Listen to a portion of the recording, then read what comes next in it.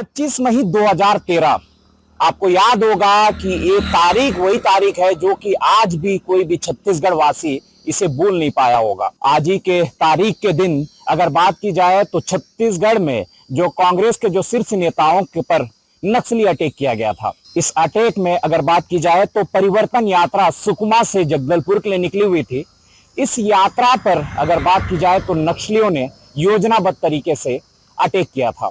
आप बने रहिएगा मेरे साथ, मैं कोशिश करूंगा उस इलाके में पहुंच करके वहां की तस्वीर दिखा सकूं, उस इलाके में उस हमले में शामिल पीड़ित की मुंह जुबानी सुना सकूं, जो चश्मदीद गवाह हैं उनसे भी बात करने की कोशिश करूंगा। मैं कोशिश करूंगा कि उस जीरम की जो सच्चाई है आज भी उस इलाके में दबन है, उस कहानी को समझाने की कोशिश करूंगा। मैं उस जीरम के इलाके की तस्वीर भी आपको दिखाने की कोशिश करूंगा। मैं ले चलता हूं आपको उस जीरम में, उस जीरम की कहानी भी आपको बताऊंगा। बने रहिए हमारे साथ।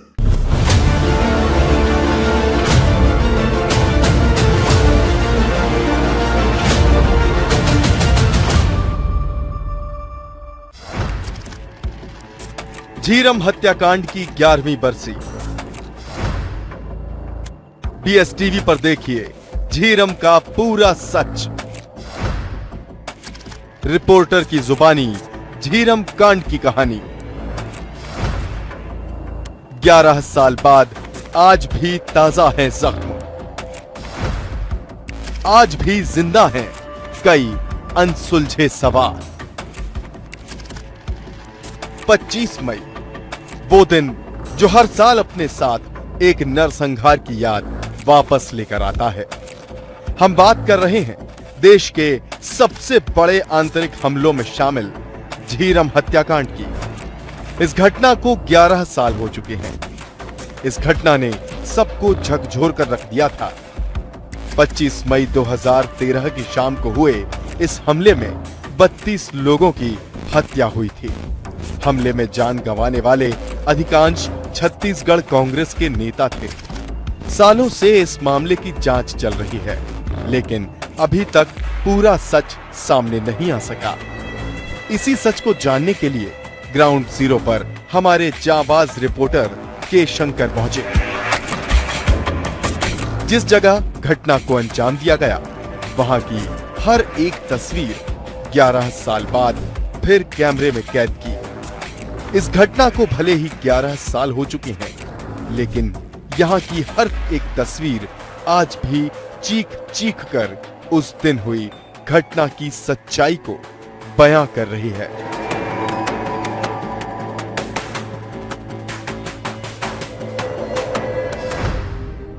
तारीख 25 मई 2013, दिन शनिवार, समय शाम के 5 बजे, स्थान झीरम घाटी।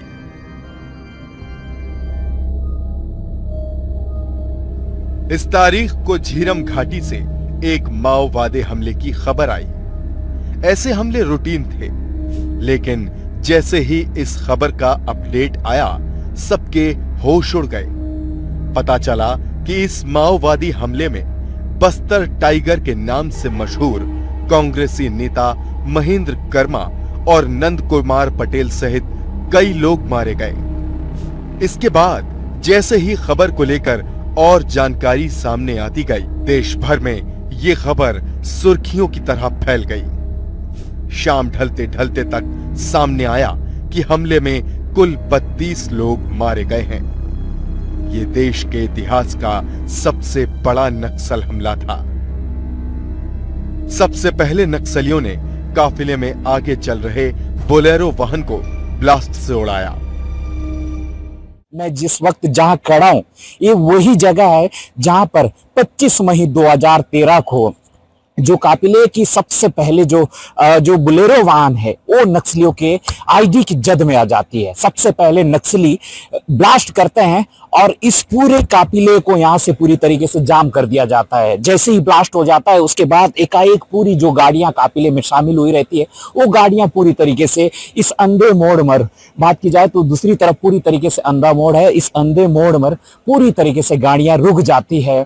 और जो ब्लास्ट है, ब्लास्ट होने के बाद जो बुलेरो के जो परकच्चे, ब्लास्ट इतना जबरदस्त था कि यहां से मेरे अगर बात की जाए तो लेफ्ट तरफ जो कि करीब 150 मीटर की दूरी पर, आपने तस्वीर देखा हो कि 150 मीटर की दूरी पर जो वाहन के जो परकच्चे हैं वो यहां से उड़ करके वहां पर गिरे हैं। तो इससे आप अंदाजा लगाइए कि ब्लास्ट कितना जबरदस्त रहा होगा। ब्लास्ट होता है और ब्लास्ट के तुरंत बाद इस तरफ से ताबड़तोड़ गोलियां दागना शुरू कर देते हैं। जो नक्सली हैं वो योजनाबद्ध तरीके से इस इलाके में मौजूद होते हैं बड़ी संख्या में। जैसे ही ब्लास्ट होता है उसके बाद जो काफिले पर एकाएक ताबड़तोड़ गोलियां दागना शुरू कर देते हैं। और जैसे ही जैसे समय बीतता जाता है वैसे ही बात की जाए तो पूरी जो वाहनें हैं, वाहनों में जो शामिल होते हैं, जिस तरीके से इस पूरे हमले में बात की जाए तो कांग्रेस के शीर्ष नेताओं समेत 32 लोगों की जाने जाती है। दरअसल सुकमा जिले में एक सभा के बाद सभी कांग्रेसी नेता सुरक्षा दस्ते के साथ अगले पड़ाव के लिए निकले थे। काफिले में सबसे आगे नंद कुमार पटेल, उनके बेटे दिनेश पटेल और कवासी लखमा सुरक्षा कर्मियों के साथ आगे बढ़ रहे थे। पीछे की गाड़ी में मलकीत सिंह गैदू और बस्तर टाइगर महेंद्र कर्मा सहित कुछ अन्य नेता सवार थे। इस गाड़ी के पीछे बस्तर के तत्कालीन कांग्रेस प्रभारी उदय मुदलियार कुछ अन्य नेताओं के साथ चल रहे थे।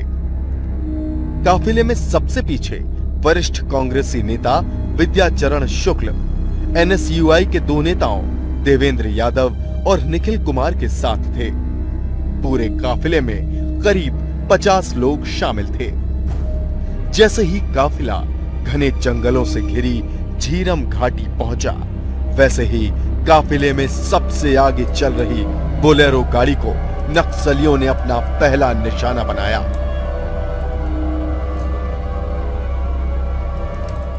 25 मई 2013 में बार बार कह रहा हूं कि वो तारीख है जो आज भी छत्तीसगढ़ वासी भूल नहीं पाया है।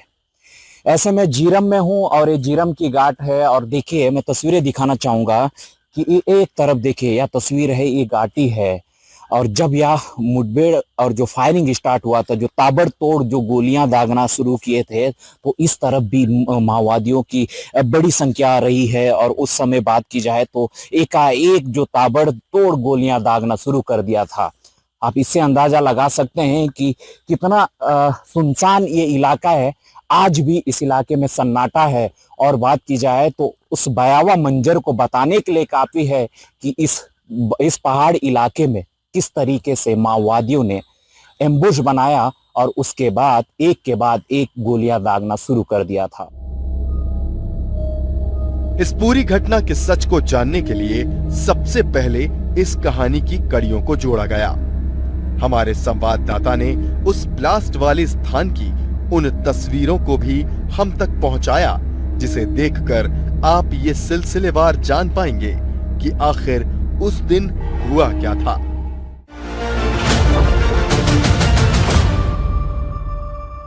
आप तस्वीरें देखिए, तस्वीर में या एक 11 साल बाद यह तस्वीर है जो इस बात की गवाही दे रहा है कि किस तरीके से कितना भयावह मंजर रहा होगा कि आखिरकार उस दिन 25 मई 2013 को जो नक्सलियों ने किस तरीके से एम्बुश बनाया और एम्बुश के बाद योजनाबद्ध तरीके से घटना को अंजाम दिया था। कांग्रेस की परिवर्तन यात्रा सुकमा से निकलती है और सुकमा से राष्ट्रीय राजमार्ग होते हुए दरबा इलाके से गुजरना होता है। जैसे ही इस इलाके में जीरम घाटी में करीब 4:10 से 15 मिनट करीब इस इलाके में जैसे ही गाड़ियां पहुंचती है, उस हमले में अगर बात की जाए तो सबसे पहले माओवादियों की ओने की बनक इस गाड़ी को ब्लास्ट करके किया जाता है। क्योंकि जैसे ही ब्लास्ट होता है सबसे पहले उस काफिले में जो गाड़ियां होती है, गाड़ियों में सबसे पहले लाइन में ये जो बोलेरो वाहन है, ये वाहन था और सबसे पहले नक्सलियों ने जो टारगेट किया था इसी वाहन को टारगेट किया था। वहां पर ब्लास्ट हुआ था और उस वहां से ब्लास्ट होने के बाद करीब 100 मीटर की दूरी पर या वाहन के जो परकच्चे उड़ने के बाद अगर बात की जाए तो ब्लास्ट इतना जबरदस्त था। उस ब्लास्ट में ये जो बोलेरो का जो हिस्सा है, ये हिस्सा यहाँ पर आकर के गिरा। तो इससे आप अंदाजा लगाइए कि कितना जबरदस्त ब्लास्ट रहा होगा। इस बोलेरो वाहन में करीब 5 लोग सवार थे जो कि दरबा और इसी बस्तर के रहने वाले थे और मौके से उनकी मौत हो जाती है। जैसे ही ब्लास्ट होता है उसके बाद नक्सली ताबड़तोड़ गोलियां दागना शुरू कर देते हैं। बीएसटीवी के साथ मौके पर पहुंचे एक मृतक के भाई ने घटना की पूरी जानकारी दी। जिस बोलेरो को सबसे पहले निशाना बनाया गया उसमें उनके भाई की मौत हो गई थी। आप सुनिए उस युवक की जुबानी जिसके भाई ने इस नक्सली हमले में अपनी जान गंवाई थी।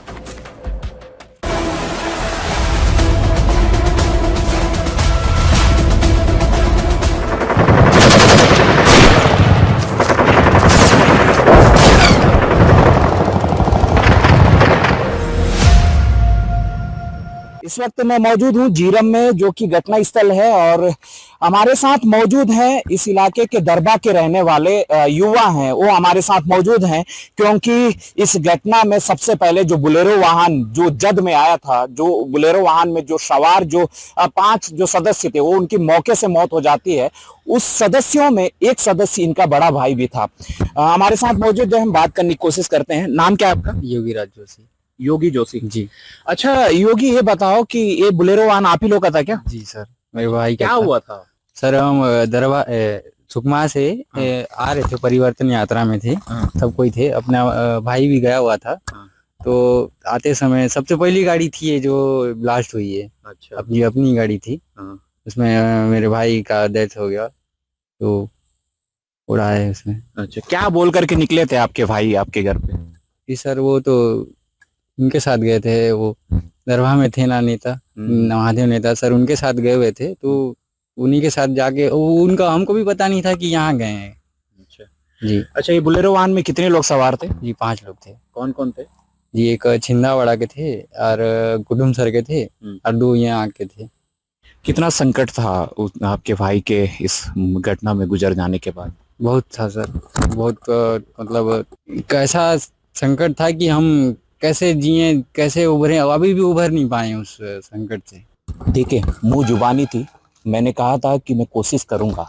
हालांकि घटना को 11 साल बीत चुका है, लेकिन इस घटना के में शामिल जो पीड़ित परिवार है उनकी भी मुंह जुबानी सुनना आपको जरूरी है। देखिए, ये बोलेरो वाहन का जो हिस्सा है आज भी उस मंजर को बताने के लिए काफी है, उस कहानी को बताने के लिए काफी है कि वो जो मंजर कितना भयावह रहा होगा कि नक्सली ब्लास्ट के बाद ताबड़तोड़ इस इलाके में फायरिंग करते हैं और धीरे धीरे उस काफिले में जो शामिल जो 32 लोगों की जो जाने गई थी उनकी जो चीख है वो पूरी तरीके से मौत के काल में समा जाता है। मौत का तांडव, नक्सलियों का प्लान, अंधाधुंध गोलीबारी, 32 लोगों की मौत, नहीं सुलझी गुत्थी।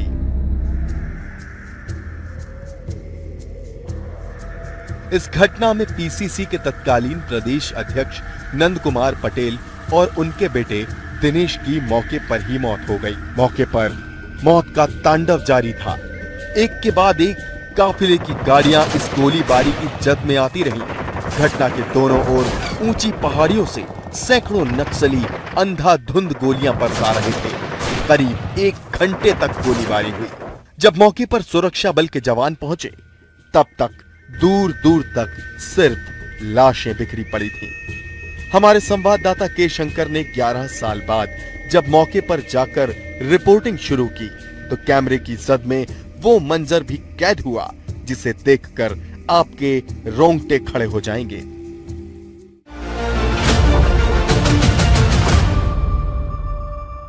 मैं राष्ट्रीय राजमार्ग के दाहिने हिस्से तरफ हूं और सबसे पहले जो की बात की जाए तो जो ब्लास्ट है और जो फायरिंग है दाहिने तरफ से होता है।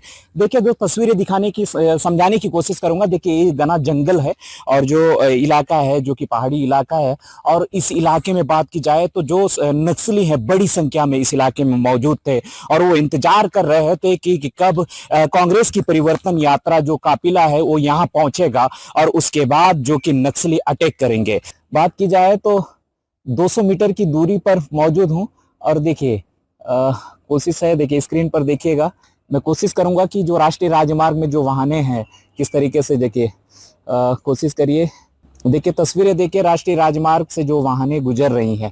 ऐसे ही उस दिन जो की बात की जाए तो जो एम्बुश लगा करके जो माओवादी इस इलाके में बैठे हुए थे और वे इंतजार कर रहे थे कि कब इस इलाके से परिवर्तन यात्रा कांग्रेस की काफिला जो कि इस इलाके से गुजरेगा और उसके बाद हम उन्हें टारगेट करेंगे। तो सबसे पहले बात की जाए तो इस इलाके से जो नक्सली मौजूद होते हैं और सबसे पहले ब्लास्ट करते हैं और ब्लास्ट में जो कि मैंने तस्वीरें दिखाया कि किस तरीके से ब्लास्ट हुआ था और ब्लास्ट के बाद इस इलाके से किस तरीके से कैमरे की नज़र से दिखाने की भी कोशिश किया था कि इसी जंगल इलाके से नक्सली मौजूद थे और राष्ट्रीय राजमार्ग पर नज़र बना करके रखे हुए थे कि कब कांग्रेस की परिवर्तन यात्रा की काफिला इस इलाके से गुजरेगी ताकि हम योजनाबद्ध तरीके से उन्हें टारगेट कर सके और ब्लास्ट कर सके। पेड़ गिराकर रास्ता किया बंद, नहीं मिला बैकअप सपोर्ट, साजिश में सफल रहे नक्सली। 25 मई 2013 को जो जीरम हमले की जो साजिश है जो रची गई थी उसकी एक एक तस्वीर दिखाने की हम कोशिश कर रहे थे, समझाने की कोशिश कर रहे हैं। मैं इस वक्त जहां मौजूद हूं, आप तस्वीरें देखिए, एक अंधा मोड़ है। इस मोड़ में अगर बात की जाए तो जैसे ही उस इलाके में ब्लास्ट होता है, जो नक्सली मौजूद होते हैं यहाँ से करीब 200 मीटर की दूरी पर नक्सली अटैक करते हैं और अटैक करने के बाद इसी जगह पर जो की बात की जाए तो पेड़ों को गिरा करके इस इलाके को जो कि मार्ग अवरुद्ध किया जाता है ताकि किसी भी तरीके से इस इलाके से, चाहे वो दरबा के इलाके से अगर बात की जाए, जो सुरक्षा बल हो या जो भी बैकअप सपोर्ट हो इस इलाके में ना पहुंच पाए, ताकि इस वजह से पहले यहाँ पर साजिश के तहत पेड़ों को गिरा करके इस मार्ग को पूरी तरीके से जाम कर दिया जाता है। उसके बाद एकाएक ताबड़तोड़ गोलियों की आवाज सुनाई देती है और उस इलाके में बड़ा हमला होता है और एक के बाद एक कांग्रेस के जो शीर्ष नेताओं समेत 32 लोगों की जाने जाती है। मैं कोशिश करूंगा मौके से वहां पर भी पहुंच करके वहां की तस्वीर दिखा सकूं। शाम को 4 बजे काफिला जैसे ही झीरम घाटी से गुजरा तभी नक्सलियों ने पेड़ गिराकर रास्ता रोक दिया। इससे पहले कोई कुछ समझ पाता, पेड़ों के पीछे छिपे 200 से ज्यादा नक्सलियों ने अंधाधुंध फायरिंग शुरू कर दी। इसके बाद नक्सलियों ने एक एक गाड़ी को चेक किया। जिन लोगों की सांसें चल रही थी उन्हें फिर से गोली मारी। पीएसटीवी की टीम उस जगह पर भी पहुंची जहां पर महेंद्र कर्मा समेत दूसरे कांग्रेस नेताओं को अपहरण कर ले जाया गया था। संभलने का नहीं दिया मौका, हमले में 200 नक्सलियों का हाथ, किसी को भी नहीं छोड़ा, घायलों को चुन चुन कर मारा। जीरम हमले की साजिश में लगातार नक्सली अपनी योजनाबद्ध तरीके से ताबड़तोड़ गोलियां दागना शुरू कर दिए थे। मैं इस वक्त मौजूद हूं करीब राष्ट्रीय राजमार्ग से करीब 300 से 400 मीटर की दूरी पर मैं अंदर आया हूं और वही जगह, वही इलाका है। इसी इलाके में बात की जाए तो जो महेंद्र कर्मा, जो कि स्वर्गीय महेंद्र कर्मा और साथ ही साथ उदय मुदलियार और नंद कुमार पटेल की जो की बात की जाए तो दूसरे दिन इसी इलाके से बात की जाए तो उनके शव बरामद किए गए हैं। और बात की जाए तो जैसे वहां पर गाड़ियां रुक जाती है उसके बाद महेंद्र कर्मा अपनी गाड़ी से उतरते हैं और उतरने के बाद जो नक्सली हैं उन्हें अपहरण करके इसी इलाके में लेकर के आते हैं। और बात की जाए तो जो चश्मदीद जो गवाह है, जो पीड़ित है, उनकी जुबानी भी हमने सुना था। उन्होंने कहा था कि महेंद्र कर्मा को सबसे पहले अपहरण करके इस इलाके में नक्सली लाते हैं और उनसे बातचीत भी होता है। और बात की जाए तो जो महेंद्र कर्मा पर नक्सली धारदार हथियारों से, फायरिंग के बाद धारदार हथियारों से उन पर वार करते हैं और उन्हें मार दिया जाता है। और ये वही जगह है कि 25 मई जो घटना होता है और घटना के दूसरे दिन जब सुबह इस इलाके में इसी जगह से महेंद्र कर्मा, नंद कुमार पटेल और बात की जाए तो जो उदय मुदलियार हैं उनके जो शव हैं इस इलाके से बरामद करते हैं। तो मंजर कितना भयावह रहा होगा ये समझने की कोशिश कीजिएगा कि घटना को 11 साल बीत चुका है, अब भी इस इलाके में सन्नाटा पसरा हुआ है। अब भी इस इलाके में बात की जाए तो वो जो खौफ है इस इलाके के राहगीर भी महसूस करते हैं। और मुझे लगा कि यह पूरी तस्वीर, पूरी कहानी आपको समझा सकूं तो पहलू दर पहलू जीरम की जो कहानी है उसे समझाने की कोशिश कर रहा हूं। हमारे जो दर्शक हैं वो स्क्रीन पर तस्वीरें लगातार देख रहे होंगे। यह जो जीरम है, जीरम की जो सच्चाई है आज भी इस इलाके में दफन है। जीरम की इस अनसुलझी कहानी को लेकर हर कोई आज भी यही सोचता है कि कब इस कहानी का पटाक्षेप होगा। इस इलाके से गुजरने वाले राहगीरों की नजर जब झीरम शहीदी स्मारक पर पड़ती है तो लोगों में डर पैदा हो जाता है। यहां से गुजरने वाले ओडिशा के लोगों से हमारे सहयोगी ने बातचीत की। जीरम की कहानी की एक तस्वीर दिखाना भी जरूरी है। आप दूसरी तरफ तस्वीरें देखिए, राहगीर हैं इस इलाके से गुजरते हुए जो कि यहाँ पर शहीद स्मारक बनाया गया है। जीरम में जिस जीरम हमले में जो मारे गए थे उनकी स्मारक बनाया गया, उन्हें देखने के लिए यहाँ पर लोग पहुंचते हैं। इनसे भी बात करते हैं। घटना को हालांकि 11 साल बीत चुका है। 25 मई 2013 को जीरम हमला हुआ था। भैया आपको जानकारी है क्या, कहाँ से हो आप? उड़ीसा से हूँ। उड़ीसा से हैं? हाँ। अच्छा, यहाँ पर कैसे रुके? वो एक बार सुना था, पहले जा रहा था, हमारा आदमी एक साथ था। हाँ। वो बोल रहा था यहाँ पे कितना नक्सली में शहीद हुआ था। हाँ। उन लोग का क्या मूर्ति बना के इसी रखा था, बोला था। अच्छा। तो उस टाइम थोड़ा सहम था, हमको डर लग रहा था, मैं कभी नहीं आया था। तो इस बार मैं बोला भैया को, उधर रिपोर्टर वाला भी है खड़ा है, चलो एक बार जाके देखूंगा। अच्छा। भाई भी बोला ठीक चलो देख। अच्छा, तो इस इलाके से गुजरते हैं तो डर लगता है? मैं तो इतना नहीं आता हूँ, डर तो लगता है। हर टाइम मैं सुनता हूँ यहाँ पे नक्सली में, यहीं पे हमला है, हमारा जवान शहीद है कि नक्सली शहीद है, इसलिए जैसे भी डर नहीं। तो पहली बार नहीं रुका है, बोला था पहली बार रुके हो आप? पहली बार रुका, तो भी आप लोग को देख के रुका, एकला होने से नहीं रुकता हूँ। बात की जाए तो इस इलाके से गुजर रहे थे, इनका कहना है कि मैं पहली बार रुका हूँ, इससे पहले भी कोशिश किया था लेकिन डर लगता था। जानकारी थी कि इस इलाके में एक नक्सली हमला हुआ था 2013 में। तो आज कुछ पत्रकार थे जैसे कि हमको देख करके वे यहाँ पर रुके और ठहरे और वे देख रहे हैं। तो इससे आप अंदाजा लगाइए कि जीरम की वो कहानी सिर्फ छत्तीसगढ़ ही नहीं, देश दुनिया में भी बात की जाए तो इस हमले की चर्चे है। इस इलाके में सुविधा के नाम पर कुछ नहीं है। इतने बड़े कांड के बाद भी यहाँ के लोग बताते हैं कि आज भी पीने के पानी को लेकर स्वास्थ्य सुविधाओं तक आम जनता तरस रही है। जीरम की कहानी और इस इलाके की तस्वीर लगातार हम आपको दिखा रहे हैं। हमारे जो दर्शक हैं स्क्रीन पर हैं और कोशिश कर रहे हैं कि लगातार इस इलाके की तस्वीर दिखा सकें। हालांकि जीरम हमले को 11 साल बीत चुका है, लेकिन उस हमले के बाद इन 11 साल में इस इलाके में क्या कुछ विकास हुआ है, क्या कुछ तस्वीर बदला है, ये भी आपको जानना जरूरी है। अच्छा, आप दरबा से हैं? जी सर। ये बताइए कि क्या क्या कुछ विकास हुआ है इस इलाके में? मतलब 11 साल बीत चुका है घटना को, कितना विकास हुआ है, क्या तस्वीर बदला है? सर विकास तो कुछ नहीं हुआ है सर। सर सिर्फ रोड ही बन गया, रोड की चौड़ाई हुई है बस, और कुछ नहीं हुआ है सर। पानी की सुविधा नहीं है, ना स्कूल है, ना अच्छा कुछ हॉस्पिटल भी नहीं है सर।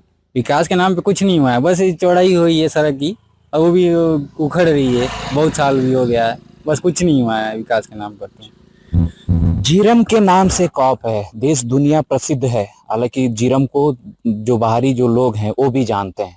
ऐसे में बात की जाए तो इतना प्रसिद्ध है ये इलाका, कैसे मतलब मानते हैं आप, कैसे समझ रहे हैं?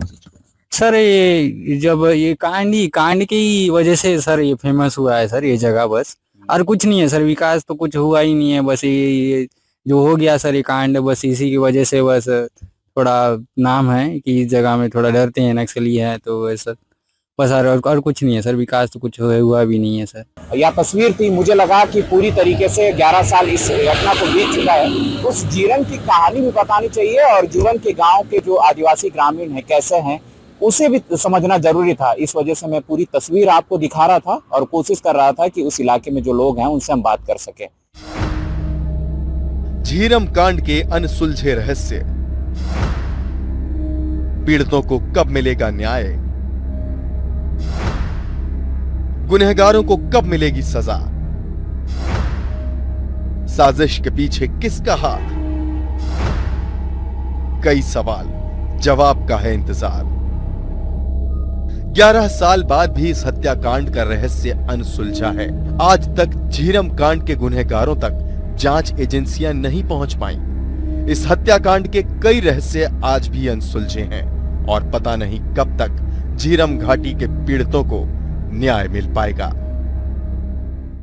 11 साल बीत जाने के बाद एक तस्वीर है, जैसे ही सरकार में कांग्रेस की सरकार सत्ता में आती है, झीरम हमले में बात की जाए तो जो शहीद स्मारक यहाँ पर बनाया गया है, देखिए झीरम घाटी शहीद स्मारक यहाँ पर बनाया गया है। और यहाँ पर जो कि बात की जाए तो इसके अंदर जो मारे गए हैं उनकी तस्वीर है, जो नेता है, जो महेंद्र कर्मा, उदय मुदलियाल, विद्याचरण शुक्ल जी, इनके तमाम तस्वीर यहाँ पर मौजूद हैं। उन्हें यहाँ पर बात की जाए तो तस्वीरों को यहाँ पर रखा गया स्मरण के तौर पर। झीरम घाटी शहीद स्मारक के नाम से यहाँ पर बात की जाए तो यह स्मारक है। और ऐसे में घटना को 11 साल बीत चुके हैं, लेकिन अब भी पीड़ितों को न्याय की उम्मीद है। अब भी इस इलाके में झीरम के जो जख्म है, अब भी कहीं राज इस इलाके में दफन है। सवाल है, आखिरकार झीरम हमले में जो पीड़ित हैं, झीरम हमले की कहानी में जो आरोपी हैं, झीरम हमले की जो सच्चाई है, वो कब तक के बाहर निकल के आएगी? कब पीड़ितों को न्याय मिलेगा? शंकर, BSTV, झीरम।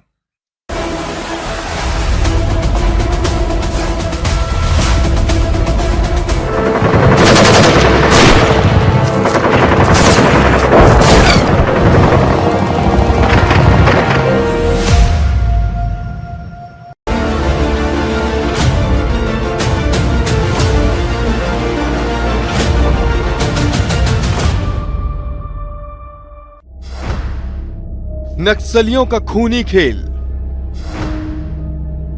सरेंडर करने के बाद भी नहीं छोड़ा, 100 मीटर दूर ले जाकर मारा, महेंद्र कर्मा की नृशंस हत्या, 24 कांग्रेसियों को उतारा मौत के घाट। नक्सलियों ने काफिले पर ताबड़तोड़ फायरिंग के बाद कांग्रेस के सभी नेताओं से सरेंडर करने को कहा। धमाके से घबराए काफिले में मौजूद कांग्रेस नेता और महेंद्र कर्मा ने नक्सलियों के सामने अपने दोनों हाथों को उठाकर सरेंडर कर दिया। महेंद्र कर्मा ने अपने साथियों को नक्सलियों से छोड़ देने की भी अपील की, लेकिन नक्सलियों के सनकी दिमाग और रक्त रंजित साजिश के आगे उनकी एक नहीं चली। मेन रोड से करीब 100 मीटर की दूरी पर ले जाकर नक्सलियों ने उनके शरीर पर 70 बार धारदार हथियार से वार कर नृशंस हत्या कर दी। BSTV से बातचीत करते हुए प्रत्यक्षदर्शियों ने कई चौंकाने वाली बातें बताई। ये खूनी खेल यहीं नहीं रुका। महेंद्र कर्मा की हत्या करने के बाद नक्सलियों ने कांग्रेस के तत्कालीन प्रदेश अध्यक्ष नंद कुमार पटेल और उनके बड़े बेटे की भी गोली मारकर हत्या कर दी। BSTV से बातचीत करते हुए प्रत्यक्षदर्शियों ने बताया कि नंद कुमार पटेल ने उनके बड़े बेटे दिनेश पटेल को रिहा करने की नक्सलियों से गुहार भी लगाई, लेकिन नक्सलियों ने उनके बेटे को भी मौत के घाट उतार दिया। झीरम घाटी नक्सली हमले में 24 कांग्रेसी नेताओं और कार्यकर्ताओं समेत जवान और आम आदमी भी मारे गए थे। 25 मई 2013 झीरम हमले की वो कहानी आज भी उसका जो सच है वो दफन करके रह गया है।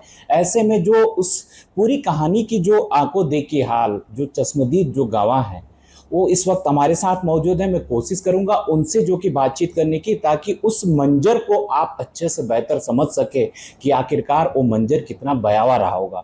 इस वक्त हमारे साथ मौजूद हैं प्रदेश के महामंत्री कांग्रेस के, जो कि मलकित सिंह गैदू जी हमारे साथ मौजूद हैं। 25 मई का वो दिन था, परिवर्तन यात्रा का समय था, और मौका जब होता है कि परिवर्तन यात्रा सुकमा से निकलती है, करीब 4 बजे करीब शायद आप वहाँ उस इलाके में पहुँचते हैं। जैसे ही झीरम घाटी पहुँचते हैं, पहला कैसा ब्लास्ट था, उसके बाद थोड़ा सा हमारे दर्शकों को बताना चाहेंगे करीब वो 1-2 घंटे का मंजर कैसा रहा होगा। शुरुआत सुबह 25 मई को सुबह 10 बजे हम लोग सर्किट हाउस से, मैं महेंद्र कर्मा जी मेरी गाड़ी में थे, मैं ड्राइविंग कर रहा था और हमारे वरिष्ठ नेता हमारे गाड़ी के पीछे बैठे थे। सारा काफिला हमारा यहाँ से सुकमा गया और काफिला बढ़ता चला जा रहा था। कुकानार में हमारे लखेश्वर बघेल जी, कई लोगों ने वहाँ स्वागत किया। स्वागत करने के बाद काफिला फिर आगे बढ़ा।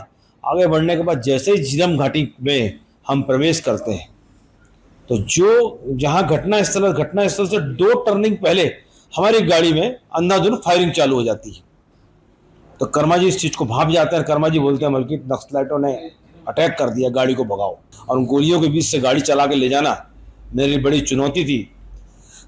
मैंने गाड़ी को भगाने की कोशिश की, बड़े मुश्किल से मैंने संभालने के बाद आगे जैसे ही गाड़ी गई, 2 टर्निंग पार किया, तीसरे टर्निंग में जो है एक गाड़ी को आड़ा लगाया गया था और गाड़ी को एम्बुश लगा दिया गया था। उसके आगे शायद विस्फोट हुआ था, वो तो हम लोग को देख नहीं पाए, लेकिन गाड़ी हम लोगों ने देखी।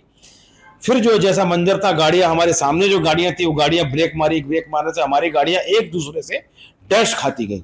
हमने एक दूसरे के ऊपर गाड़ी हमारा टक्कर खाती गई। उसके बाद कर्मा जी ने कहा कि बल्कि कूद जाओ, नीचे कूद जाओ। जितने मेरे पीछे साथी बैठे थे उनको भी बोला गया कि बिल्कुल गाड़ी से कूद जाओ, नीचे लेट जाओ। तो हम लोगों ने कर्मा जी की बात को माना और आज हम आपके सामने है भी तो कर्मा जी की वो देन है। बड़ी एजेंसी, अधूरी जांच, खौफ को खत्म करने का दावा, सुरक्षा के कड़े इंतजाम, अब तक नहीं मिला न्याय।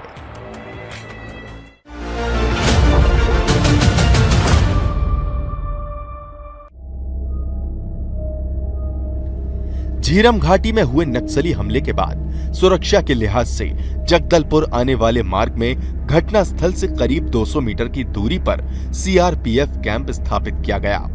सुकमा जाने वाले मार्ग में भी घटना स्थल से करीब 300 मीटर की दूरी पर सीआरपीएफ कैंप स्थापित किया गया। ये सब इसलिए किया गया कि नक्सलियों की दहशत खत्म हो सके। झीरम घाटी की तस्वीर भी बदली और यहाँ नेशनल हाईवे का चौड़ीकरण भी हुआ। सड़क पर सोलर स्ट्रीट लाइट भी लगाई गई। 11 सालों में भले ही झीरम घाटी की कुछ हद तक तस्वीर बदली हो, लेकिन इस घटना की जांच कर रही एनआईए, छत्तीसगढ़ न्यायिक जांच आयोग और एसआईटी की जांच आज भी अधूरी है। महेंद्र कर्मा जी जब गाड़ी से उतरते हैं, मैं हूं महेंद्र कर्मा, ऐसा जो उनका पहला गाड़ी से उतरते ही पहले उनके मुख से निकला था। ऐसे में क्या था, क्या वो महेंद्र कर्मा जी को ही टारगेट करने के लिए या पूरी साजिश थी? देखिए, ऐसा नहीं है कि गाड़ी से उतरते ही मैंने महेंद्र कर्मा का करीबन पौन घंटा तक अंधाधुंध फायरिंग चलती थी। जब फायरिंग चलने के बाद जब पास नक्सली आके मारना स्टार्ट कर दिए, तब महेंद्र कर्मा जी खड़ा हो गए। उन्होंने कहा कि भैया मैं महेंद्र कर्मा हूं, फायरिंग बंद करो। उन्होंने बड़े बेबाकी के साथ कहा कि मैं महेंद्र कर्मा हूं, फायरिंग बंद करो। तो उस बीच फिर फूलो दीदी भी खड़ी हुई और उसके साथ मेरा ड्राइवर बिट्टू, मैंने उसको खड़ा किया कि बिट्टू कर्मा जी खड़े हुए हैं, तुम भी खड़े हो जाओ। तो वो भी खड़ा हो गया और इस प्रकार वहाँ फायरिंग रुकती है। और उसके बाद जो है कर्मा जी को और मेरे बिट्टू ड्राइवर को जो है अंदर जंगल की उधर करीब 200 मीटर करीब अंदर है, वो अंदर की ओर ले जाते हैं और फूलो दीदी के पैर में चोट लगी थी करके उनको वहीं बैठा देते हैं। और उसके बाद तो फिर आपको मालूम हो गया, तीसरे में फिर अंधाधुंध फायरिंग चालू हुई। फिर मैंने सरेंडर किया, मेरे साथ कई लोग फिर सरेंडर किए, जो सुरक्षा कर्मी भी थे, मेरे वरिष्ठ नेता भी थे, कई लोग थे, उन्होंने भी सरेंडर किया। सरेंडर करने के बाद हमको उल्टा लेटा दिया गया और उस समय कर्मा जी को उन्होंने मार दिया गया था। इस मामले में बड़े बड़े दावे किए गए, सुरक्षा बढ़ाई गई, सियासत भी हुई, लेकिन हमले में मारे गए लोगों के परिजन आज भी न्याय की आस में सरकार की तरफ देख रहे हैं। इस घटना के बाद मौके पर सरकार ने 22 लाख रुपए की लागत से शहीद स्मारक जरूर बनाया। इस स्मारक पर हर बरसी पर कांग्रेसी नेता और शहीदों के परिजन फूल चढ़ाने पहुंचते हैं और घटना को याद कर सिहर जाते हैं। दूसरी तरफ नेताओं के साथ दरभा के रहने वाले 5 लोगों की मौत भी हुई थी। मृतकों में मनोज जोशी और राजकुमार शामिल थे। 11 साल बीत जाने के बाद भी मनोज जोशी की मां रोते बिलखते कहती हैं कि हमें आज तक इंसाफ नहीं मिला। मैं क्या बोलूं, मैं कुछ बोल नहीं पाती हूँ। न्याय की उम्मीद को लेकर के किन किन के पास गए थे हम? मैं विधायक के पास गई, सांसद के पास गई थी, इसके बाद एसपी ऑफिस भी गई थी, कलेक्टर पास गई थी। तो कलेक्टर बोले कि तुम ऑफिस में पानी पिला पाओगी क्या? बोले तो मैं बोली ठीक है मैं पिलाऊंगी। मैंने मेरे को नहीं सर, मेरे बेटा को दीजिए, छोटा है, अभी बड़ा हो गया है, 19-20 साल का हो रहा है। बोली ठीक है उसको देखेंगे, उसका कागजात जमा करो। बोले जमा भी कर दी, तो तब भी अभी तक कुछ नहीं हुआ। वो तो कलेक्टर चले गए, उनके बाद में 2-3 कलेक्टर आ चुके। सरकार से क्या कहेंगे? सरकार से मैं एक ही चीज मांग कर रही हूँ, मेरे बेटा को नौकरी दिया जाए। और क्या मांग सकती हूँ, क्या उम्मीद रखूँ मैं? मेरे को इंसाफ चाहिए। जो मेरा गाड़ी का पैसा अभी तक नहीं मिला है वो मेरे को मिल जाए और मेरे बेटा को नौकरी दिया जाए। बस दो ही उम्मीद रखी हूँ मैं उनसे, और मैं कुछ भी क्या मांगूंगी मैं? इंसाफ की बात होती है तो अक्सर सियासत होने लगती है। सब आश्वासन देते हैं, लेकिन 11 साल के बाद भी आज भी पीड़ित परिवारों को न्याय की गुहार है। उन्हें उम्मीद है कि कभी ना कभी तो उन्हें उनके अनसुलझे सवालों का जवाब मिलेगा।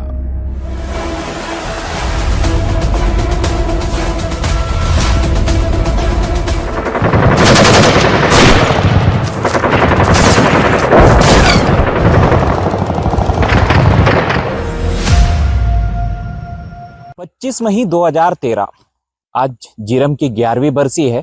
ऐसे में आपने ग्राउंड जीरो पर घटना स्थल पर जो तस्वीरें देखा कि मौके से वहां पर किस तरीके के हालात हैं, कैसे नक्सलियों ने इतनी बड़ी घटना को अंजाम दिया था। उसके बाद हम पहुंचे हैं राष्ट्रीय राजमार्ग में स्थित जीरम गांव, जो कि जीरम गांव में इस वक्त मौजूद हैं। आप तस्वीरें देखिए, मैं सहयोगी से कहना चाहूंगा ये राष्ट्रीय राजमार्ग है और देखिए यह गांव है।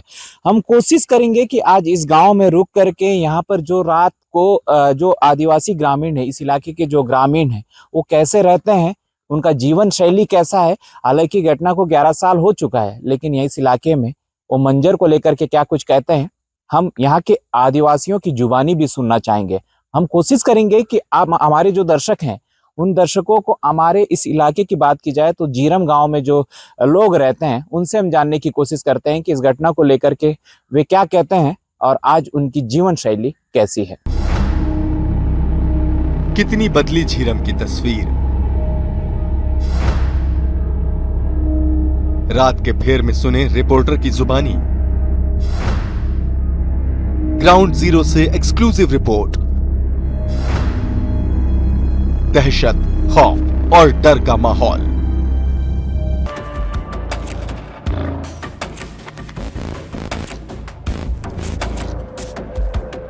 राष्ट्रीय राजमार्ग में बसे झीरम गांव में सबसे पहले हमारे संवाददाता के शंकर ने राहगीरों से बातचीत की। ये वही रास्ता है जिस पर घटना को अंजाम दिया गया था। इस हत्याकांड के 11 साल बीत जाने के बाद भी लोगों के मन में डर का माहौल है। हम कोशिश कर रहे हैं कि राहगीरों से बात करने की, हम जानने की कोशिश करते हैं। आप जरा तस्वीर दिखाइए। क्या नाम है आपका? मदन। कौन से गांव से? लेदा से। 25 मई 2013 जीरम हमला याद है आपको? जी। कैसा लगता है? रात हो चुका है, इस इलाके से गुजर रहे हैं, क्योंकि 25 मई 2013 में इसी समय इस इलाके में खून खराबा हो रहा था, फायरिंग हो रही थी, ब्लास्ट हो रहा था। आज कैसा महसूस करते हैं आप लोग? घटना को 11 साल बीत गया है, कैसा लगता है इस इलाके से गुजरते समय? थोड़ा तो लगता है सर, लेकिन क्या करेंगे अभी वो जो समय बीत गया, अभी थोड़ा सुधार हो रहा है। उस हिसाब डर से लगता है आज भी जब चलते हो? हाँ, इधर थोड़ा डर लगता है जो के पास पहुंचते हैं तो मतलब जब इस जगह पहुंचते हैं तो थोड़ा सा डर लगता है। और वैसे थोड़ा लगता है डर टाइप का, और क्या तो थोड़ा कर्मचारी को थोड़ा ज्यादा टाइप का लगता होगा। हम तो आलबिन चाहूँ दादा, आलबिन को तो आप बताइए, एल्बम में बताइए, डर लगता है? डर तो असर नहीं लागे, असने 4-5 टन गाड़ी में ये तो जातो काजी तो अच्छा है। एक लेकिन डर लागू है, हम तो ये तो काज जातो काज किन डर लागे। देख बाइक वाले रुके हैं, आइएगा थोड़ा सा हम कोशिश करते हैं उनसे बात करने की। देखिए दादा, आप कहाँ से हैं? तो हम पल मारेंगे मारेंगा से। 25 मई 2013 याद होगा आपको? आओ याद है। क्या हुआ था उस दिन? ये घटना हुआ था। घटना हुआ था, जी। रात का समय है, कैसा लगता है? 11 साल बीत चुका है, ऐसे में इस इलाके से गुजरते हैं तो कैसा लगता है? अब थोड़ा बहुत तो डर तो लगता है, डर लगता है? लेकिन उतना नहीं लगता है। हाँ। रात को होने से थोड़ा डर लगता है, दिन में तो कुछ नहीं लगता है। अच्छा, रात को डर लगता है? थोड़ा बहुत याद आता है। अच्छा, याद आता है। इसलिए भी हम कोशिश कर रहे हैं कि हमारे दर्शकों को हमें दिखा सकें, बता सकें कि रात को इस इलाके से गुजरने में कितना कैसा माहौल रहता होगा, लोगों के मन में क्या है, यही जानने की कोशिश कर रहे थे। तो दिन में डर नहीं लगता? दिन में उतना डर नहीं लगता है। लोगों के मन की बात जान रहे हैं, क्योंकि 11 साल बीत चुका है और 11 साल बीत जाने के बाद से जो है हमारी कोशिश है कि इस इलाके से जो राहगीर हैं, जो गुजरते हैं, उनके मन में क्या है। आखिरकार जीरम हमला देश दुनिया के इतिहास में वो खौफनाक मंजर और सबसे बड़ी झीरम हत्याकांड के नाम से जाना जाता है। आज तक के अगर बात की जाए तो जांच के नाम से, हालांकि जांच किया जा रहा है, लेकिन न्याय अभी भी पीड़ितों को न्याय की उम्मीद है।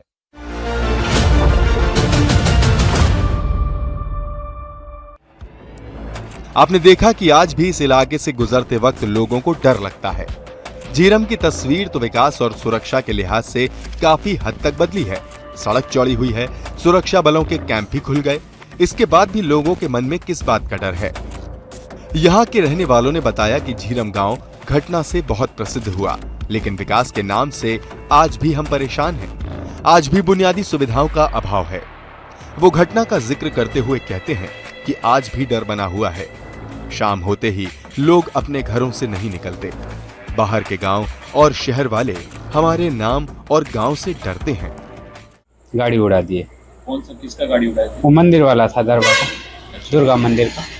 हाँ, वो लड़का भी वहीं का था और माता जी का लड़का रहा, वो भी खत्म। 4-5 आदमी खत्म हो गए दरबार के आसपास गांव के। तो आज भी इस रास्ते से गुजरते होंगे तो डर लगता होगा। तो डर लगेगा ही ना। झीरम घाटी में बहुत बड़ा कांड हुआ ना। हाँ, बड़े बड़े नेता अधिकारी मारे। अभी आ जाए कि तभी आ जाए नक्सली में। अच्छा। हाँ, ऐसे लग रहा था घर आएंगे। अभी तक तो डेड बॉडी ले जा रहे थे, रात तक था। दूसरा दिन भी ले गए। हाँ, दूसरा दिन भी ले गए। जब हुआ तो उसके दूसरा दिन भी ले गए। शाम हो गया। यह भी मुश्किल है न्याय मिलना। झीरम गांव में देर तक हमारी टीम डटी रही। हम ये जानने की कोशिश करते रहे कि आखिर विकास और सुरक्षा की तस्वीर के साथ झीरम में क्या क्या बदला, लेकिन जो तस्वीरें हमारे सामने आईं, वो चौंकाने वाली थीं। लोगों का आरोप है कि आज भी उन्हें बुनियादी सुविधाएं नहीं मिली। बदहाली के आंसू बहा रहा झीरम गांव घटना के 11 साल बाद भी पानी के लिए तरस रहा है।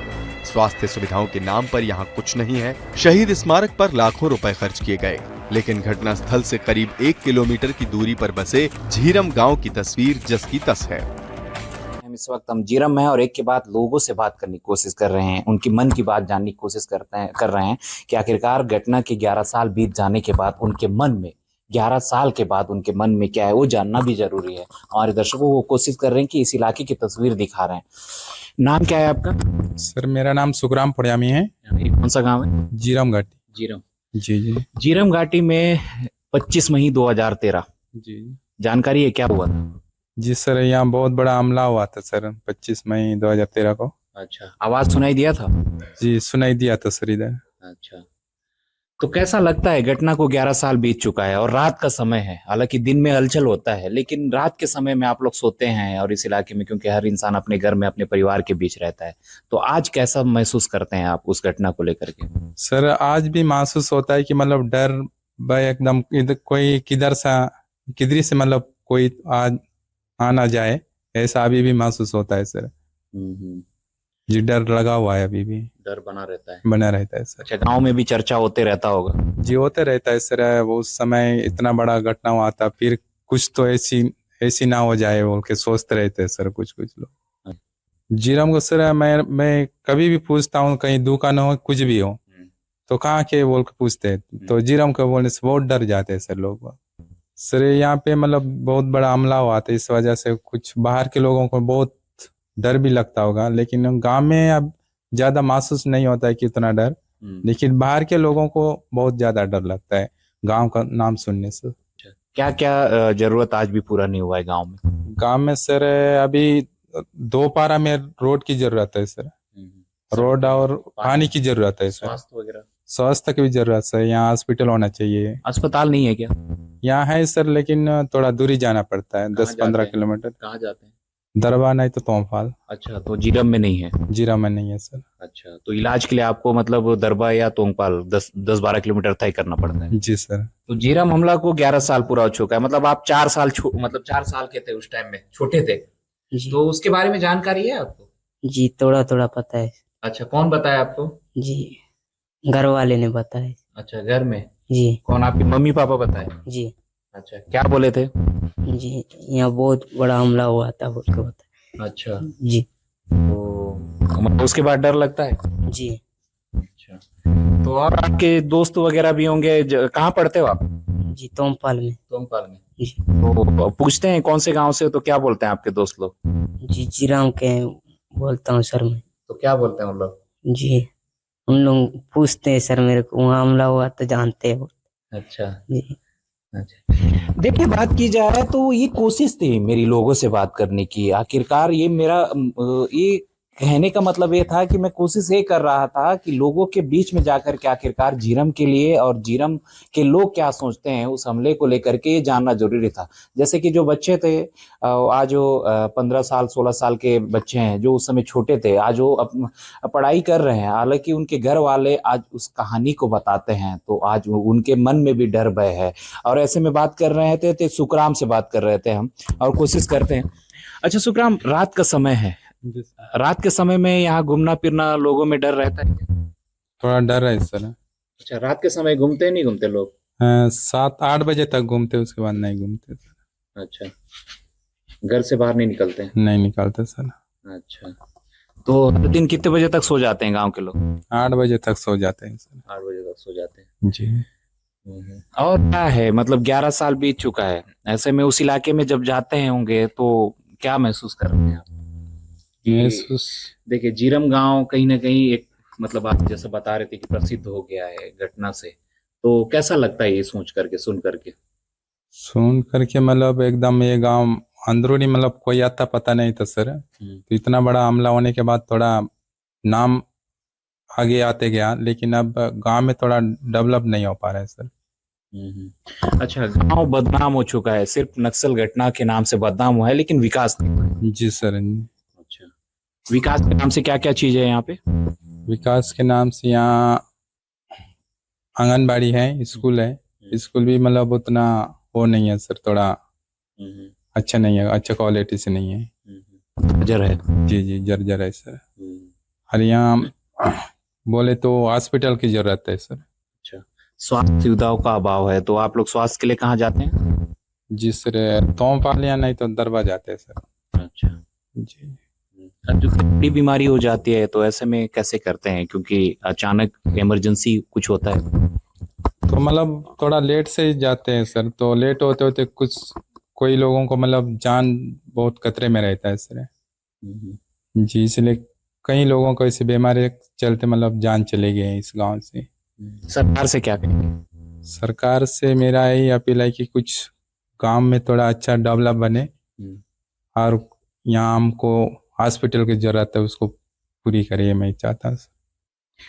देखिए कुल मिलाकर के साफ तौर पर ग्रामीणों का कहना है कि हम कोशिश कर रहे थे कि उनकी मन की बात जाने। रात का समय था और ऐसे में इनका साफ तौर पर कहना है कि रात का समय हम 7 से 8 बजे के बीच में जो कि घर से गांव मतलब वो नहीं निकलते हैं, क्योंकि डर बना हुआ है। आज भी वो मंजर इनको याद है। आज भी बात की जाए तो झीरम जो कि कहीं ना कहीं विकास की बाट जोड़ रहा है, इनका साफ तौर पर कहना है कि स्वास्थ्य सुविधाओं का अभाव है और जब इनको इमरजेंसी होता है तो आज भी चाहे वो दरबा हो चाहे तोंगपाल हो 10-15 किलोमीटर का सफर तय करना होता है। ऐसे में इनका कहना है कि झीरम हालांकि नक्सल हमले के नाम से जो कि फेमस है, प्रसिद्ध है, लेकिन सुविधाओं के नाम से आज भी अभाव है और यहाँ के लोग दो चार हो रहे हैं। झीरम के सच को हमने आप तक पहुंचाने की कोशिश की, लेकिन आज भी ऐसे कई अनसुलझे रहस्य हैं जिनके खुलासे का सब इंतजार कर रहे हैं। पीड़ितों को न्याय की गुहार है तो झीरम को अपनी तस्वीर बदलने की दरकार।